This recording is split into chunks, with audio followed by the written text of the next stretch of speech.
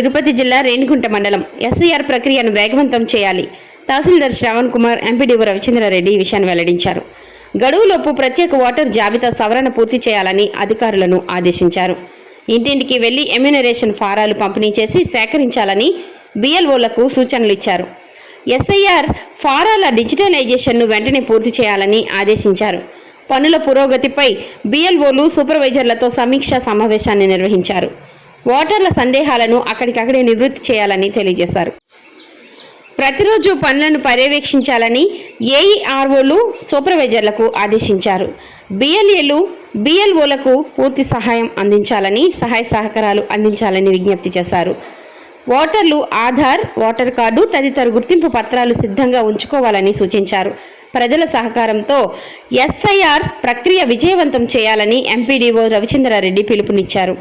ఈ కార్యక్రమంలో RI Dileep Kumar, special officer Krishna Reddy, మండల అధ్యక్షుడు మునిచంద్రారెడ్డి, పట్టణ అధ్యక్షుడు Mabhasha, TDP unit in-charge Prabhakar, minority నాయకులు నవాబ్, మహిళా నాయకురాలు రమ్య, సచివాలయం సిబ్బంది, గ్రామస్తులు పాల్గొన్నారు.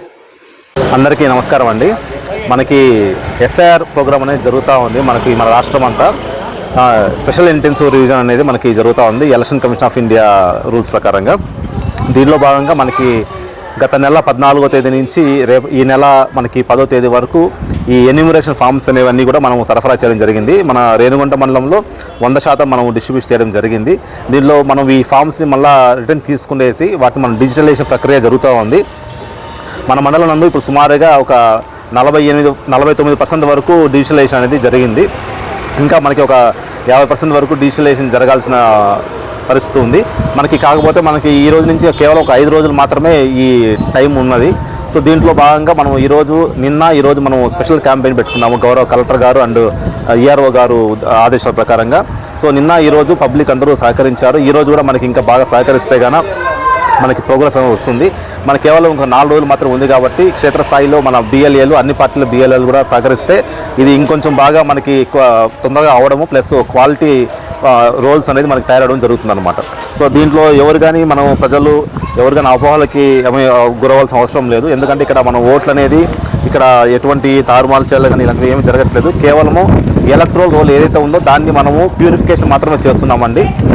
సో కాబట్టి అది అవగాహన అందరూ కల్పించడం జరిగింది. ఇంకా ఎవరన్నా అలాంటి అపోహలు ఉన్నా కూడా వాటిని మీరు పక్కన పెట్టి దయచేసి అందరూ సహకరించవలసిందిగా కోరుతున్నాను.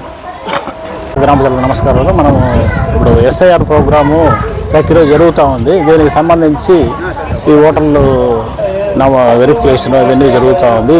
దీనికి సంబంధించి మన బిఎల్ఓలు ప్రతి ఇంటింటి గడపకు తిరిగి ఆల్రెడీ ఎన్యూమరేషన్ ఫామ్స్ సప్లై చేస్తున్నారు.